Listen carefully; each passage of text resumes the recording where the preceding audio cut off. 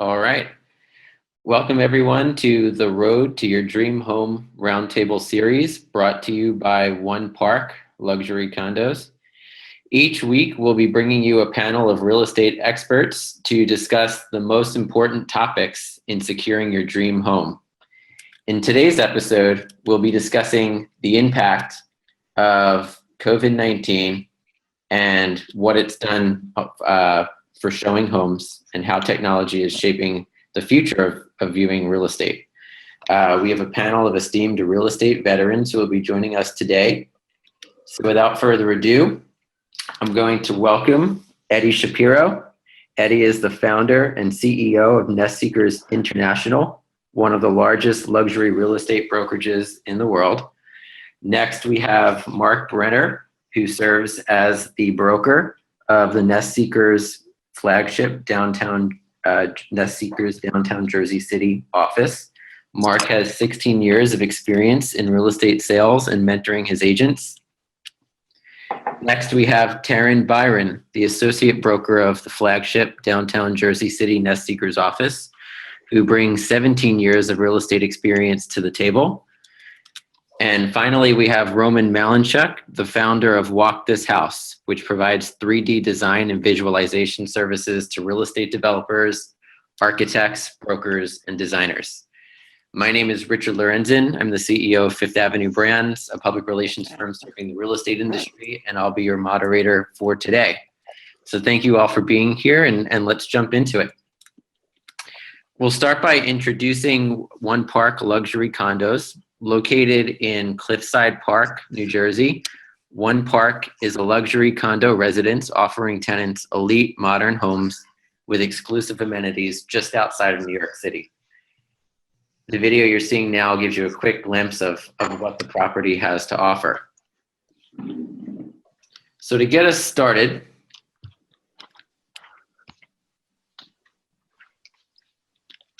I'll go to Eddie and Marc.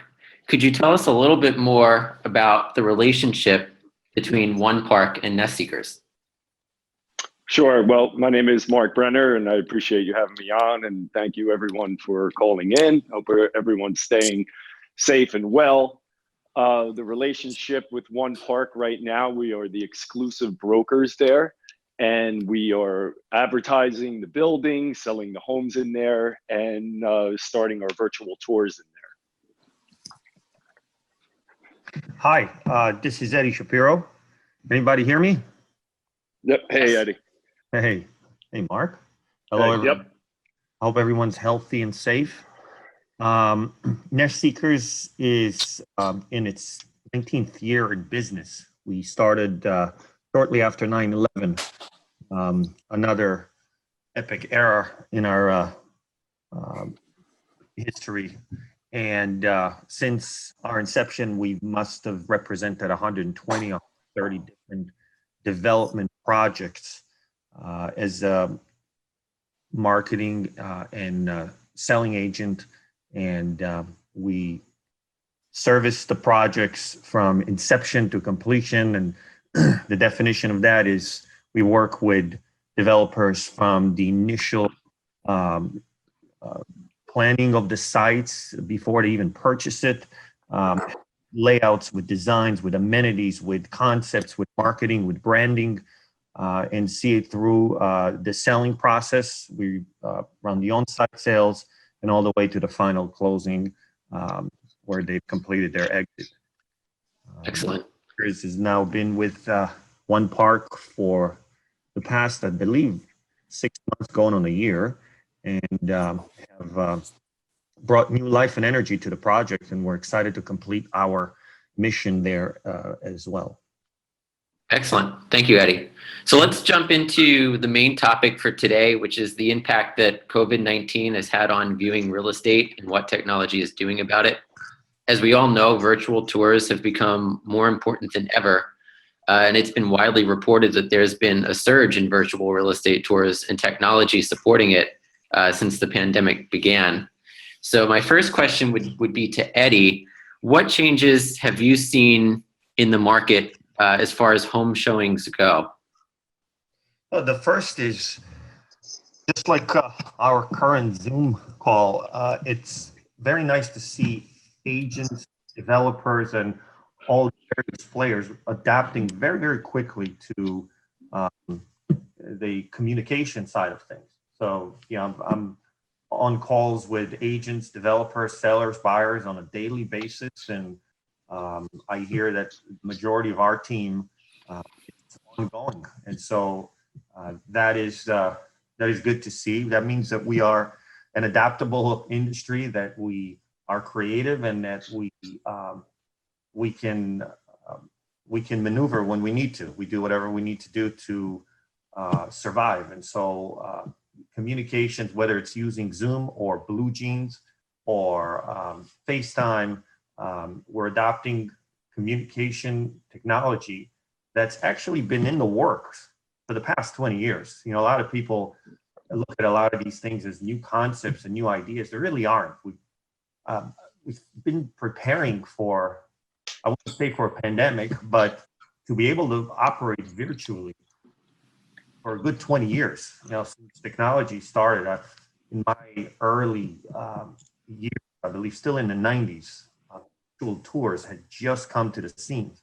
And sometime, that's probably in the late 90s, in one of these conferences, real estate tech conference I've been to on the West Coast, and they're predicting that pretty soon we'll be selling real estate through virtual tours and video tours, and agents won't have to be in the field just as much as they were back then.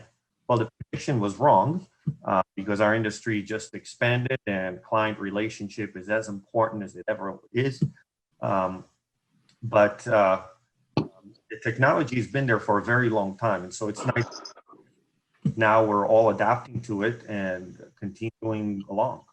Other than virtual tours and live video tours and using Blue Jeans and Zoom and et cetera, what we're seeing is also people are adapting, even in person showings. What we've seen in some of the suburban markets that we represent, that some certain circumstances make it possible for people to see houses in person. And so an agent will come in, he'll open the door, between this hour to that hour. If it's an empty house, usually it works. If it's an occupied house, it doesn't. Buyers will come in, they'll do the tours. There's instructions. Here are the gloves. Here's the mask. Don't touch anything, et cetera. The agents wait outside. Once they leave, lock the place up, and they continue to communicate via phone or video. So we're adapting. And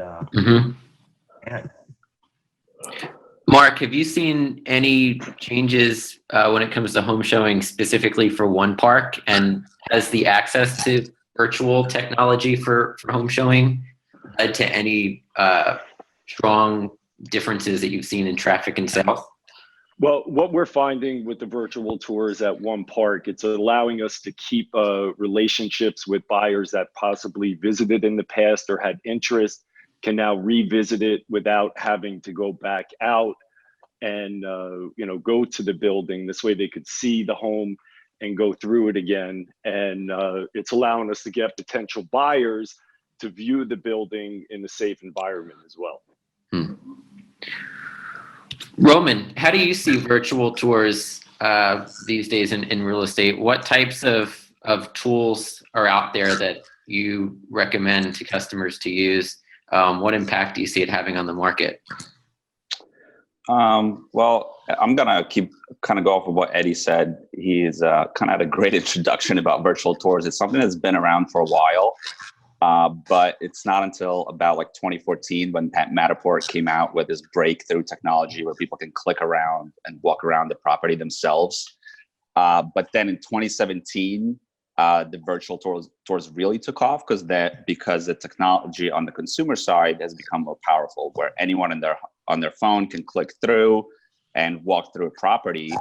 And you also you had a pocket of agents and potential buyers that would use these tours, and they were still getting looked at something as an add-on. And I think fast forward to 2020 and where we are right now, I think virtual tours are getting looked at as a necessity or kind of something as basic as photography. And we're seeing, I mean, every day we've seen like a 50% surge in inquiries about virtual tours. Matterport is still, the strongest technology in virtual tours, but you have a few other ones on the market as well. We did virtual tours for one park. I think, Mark, what was it? You've been rolling them out, for 2 weeks now, 3 weeks? Yeah, for 2 weeks. Yeah, around 3 weeks. And right before the Zoom call, I actually went on and we have statistics that are getting tracked for each tour. So for 2 to 3 week time, one park had 1,600 people that toured the units, which is huge. That if you take that divided by 21 days, you're having 76 virtual showings a day. So, these are the people that you potentially wouldn't reach before. Like Mark said, it's someone that you keep engaging throughout this time. But I think there's going to be a big shift, like Eddie said, moving forward, where this is going to be much more familiar. You heard people buying condos off of floor plans or off of videos. I think this is going to be more familiar moving forward, and I think more people are going to start getting comfortable with it. I'm glad that you brought up Matterport, because I know your company, Walk This House, was involved in shooting the Matterport tour for one park. For people that aren't familiar with it, could you just briefly give us an overview of what Matterport is? So Matterport is, they're leading technology. They actually developed the technology of 3D tours, where you bring a camera into your house and you map it out with a camera exactly how you would walk through it. We upload the tour to the cloud, and and then, for example, Mark, an agent, can just text someone and they can walk through an apartment on their phone. Right away. Technology is super fast. It's been around for 6 years now. It has come a long way, and it's only getting better. I think Matterport is still one of the best ways to explore a property in 3D. Perfect. So Taryn, could you share a little bit about how your team, how Nest Seekers is promoting the virtual tours that you offer, and specifically as it relates to one park in the Matterport tour? What's the strategy for you guys with promoting those and getting in front of people? Sure thing. We've actually taken quite a layered approach to promoting everything. It's not just one medium or one channel. One of the benefits of Nest Seekers is that we're across multiple markets. So for us, this is something that's kind of second nature. We're able to and have kind of ingrained in our corporate culture that we're everywhere. So we're able to market properties across different markets. And how do you do that? You do it virtually. So this kind of remote viewing style of showing properties is something that we as a brand and agents within this brand comes to second nature to us. So the Matterport tours and things like that, we're able to work within our agent network at Nest Seekers, but then also leverage social media. We're able to promote things on Instagram, Facebook, and the agents kind of just reach out to their individual book of business. We're also working very heavily to cross promote with the agent relationships that we have in the local market. So Hudson County, Bergen County, when an agent reaches out and says that they have a buyer, we're able to really get that agent the information and then provide them a tour and layer this kind of virtual showing with human interaction to bring it all together and promote it not only through social media channels, through the One Park website, but also through interpersonal relationships that we have through our book of business. Perfect. So then that actually leads perfectly into my next question. which is to all the brokers on the panel. So first Eddie, then Mark, then Taryn. I want to get just a feel for your overall take on virtual showing as far as the benefit, but also the downside, whether it's a human experience or whether it's ease of marketability. What are your takes on the pluses and also the minuses of doing home showing virtually? Well, question that the personal experience is lacking, but that's a symptom of any industry, and it's a symptom of our time. And something about it that I think you're just not going to be able to replicate, or if you do, it's going to take a long time. If anyone knows Mark or Taryn, in person, there's just an energy and an aura about them that once you meet them, you want to know them. There's a personality trait, a warmth, and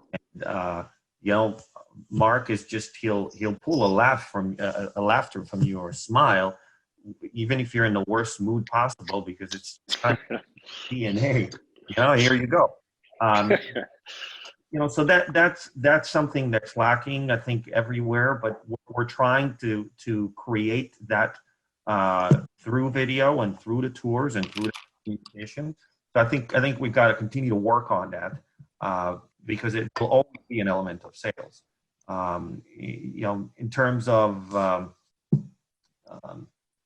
the use of it and the success of it, I was just earlier in the day on the phone with our London office, for example, with a very successful guy on our team over there, Ali, who just had agreed on an 11 million sale, all completely on virtual showings, not in person. Investors from the Middle East over there, they're interested in a townhome. They went through the entire process virtually, and contracts are being drawn and sent out. So it's just a way of doing it now, and we're using it in every aspect of our business. What's your take, Mark? Well, to Eddie's point, it's never going to be like meeting somebody in person and taking them through and working, with their energy and how they feel about the home. But due to the times, it definitely allows us to keep in touch, show bonuses to the apartments, the outdoor space, views. So it just allows us to keep in touch with the buyers during these times.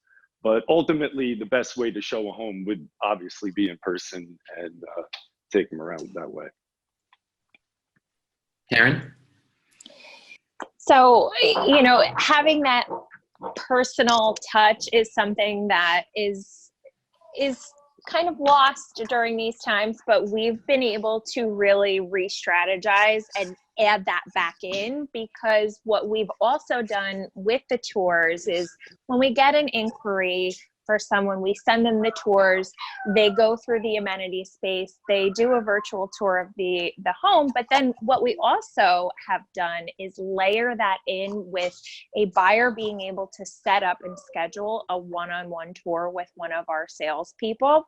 And we have it set up automatically that once they register for a tour, they're given a full procedure on what to expect during their showing. I feel like when you can manage someone's expectations, especially in such an uncertain time, and give them that sense of security, like the agent is not going to touch you, you don't have to touch any doors, you're going to come into the home and see it, it'll all be set up for you, we have masks, we have gloves, we have hand sanitizer on site, they feel a little bit more comfortable, and then you can add that layer of personality back into a showing.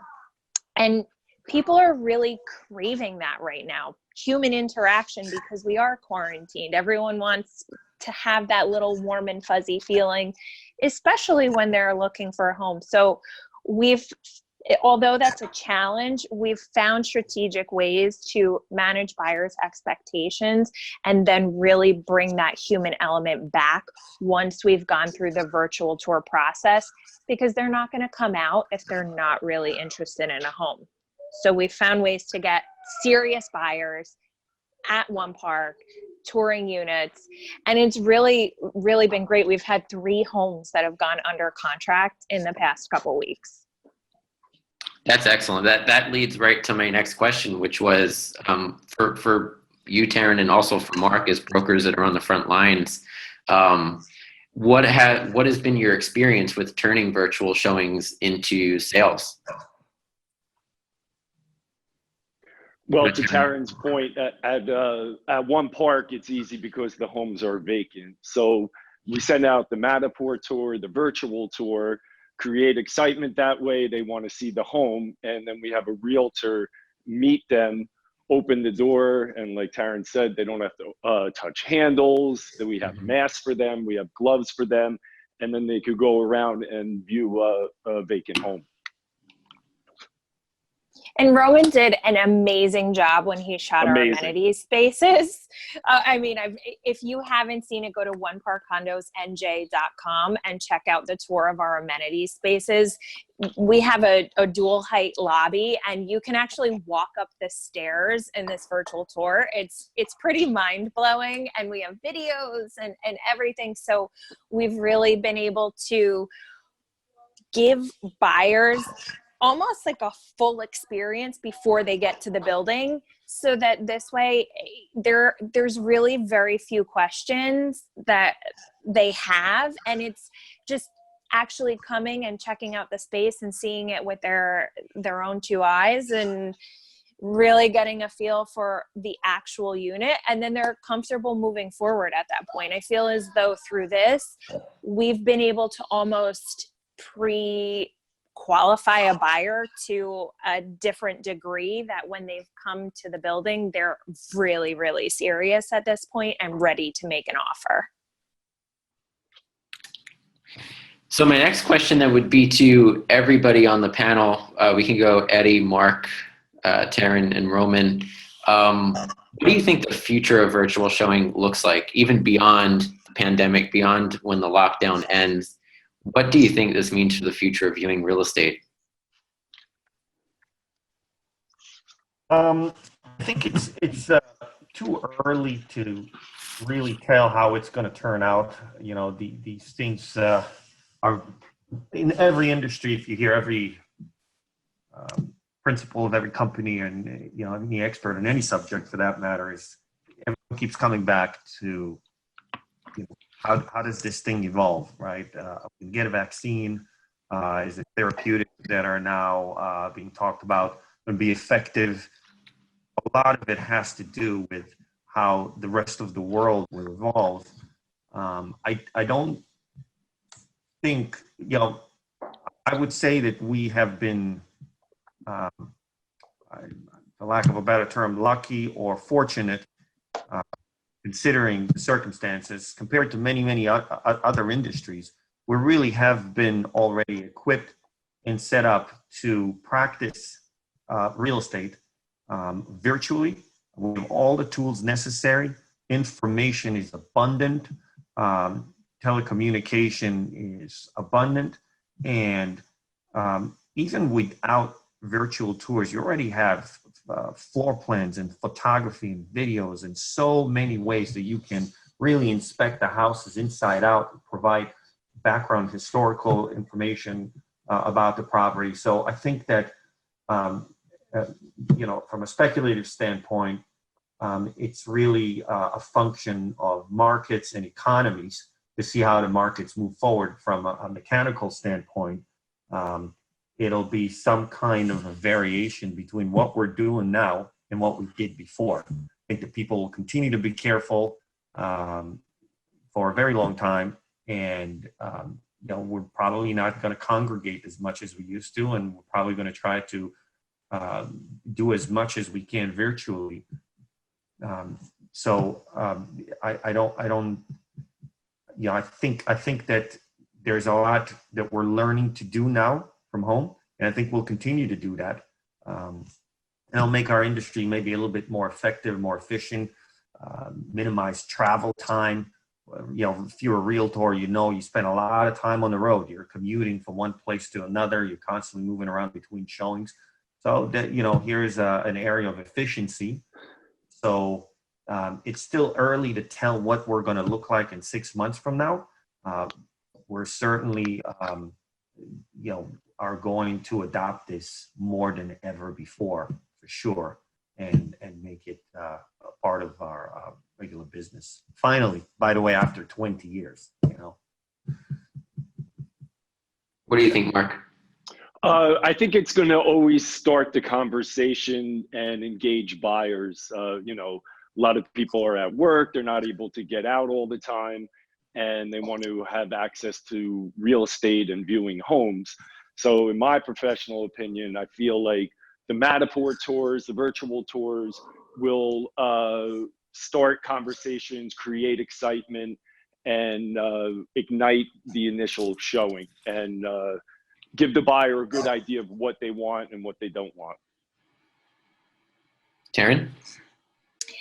I think that all of this is going to become a standard and a norm for us with virtual tours and showings. I think this, as Roman mentioned before, is going to be something that is almost expected when you take a high-end listing, or any listing for that matter, that you can actually have that information out there available to potential buyers so that they can shop at their leisure on their couch at home in their fuzzy slippers at 1 a.m. if they want. So I think this is really going to become something that is here to stay. I don't foresee there being a decline after this is over. I think that this pandemic has allowed us to pivot, and anytime there is a challenge or something that arises within an industry, you figure out ways to make it work. So I think that this is something that's here to stay, and I anticipate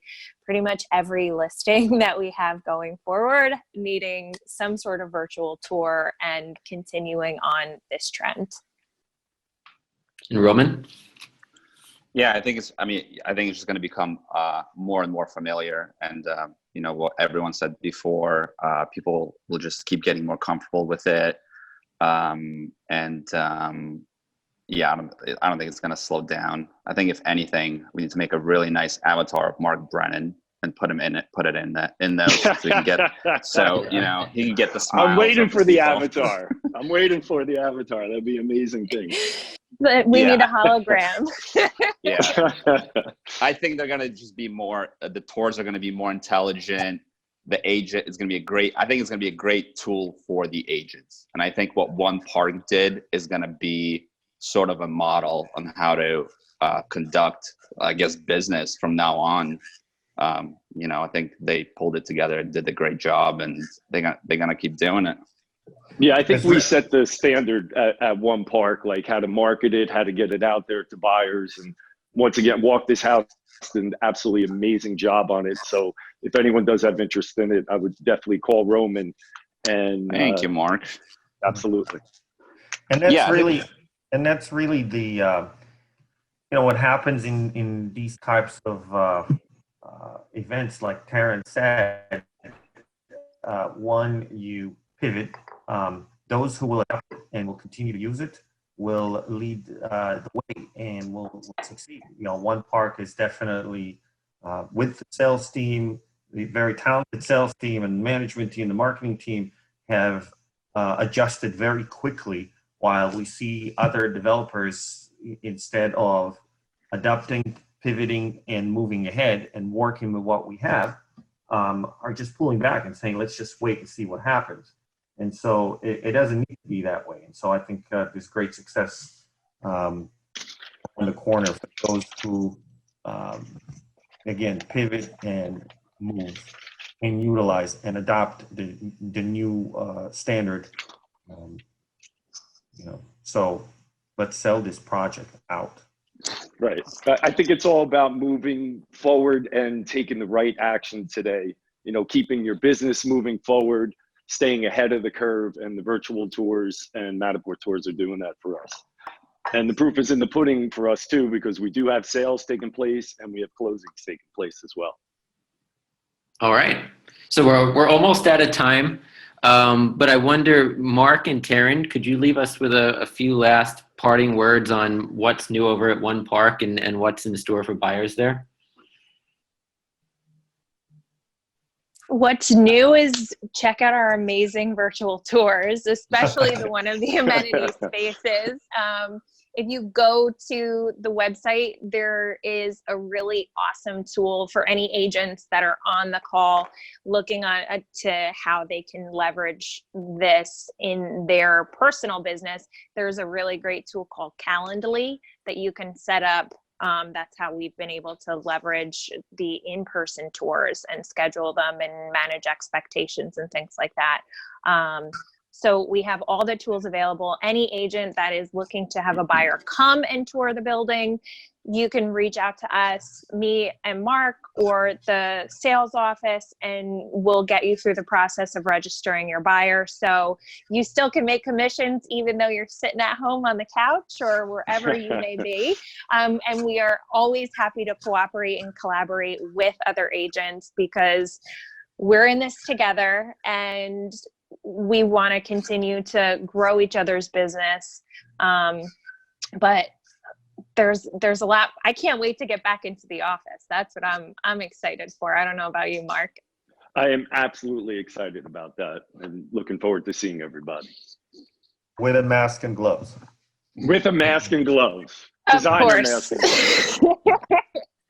Perfect. So I just want to thank everybody for joining us today. Thank you to the panel. We'll be doing more episodes like this every week. So for anybody who wants to see what's up next, you can visit the One Park website over at oneparkcondosnj.com. You can also check them out on social media. So thank you everybody for joining us today and hope to see you next week on the next episode. All right. Thank you, everybody. Thank you. Thank you. Thanks, guys. All right.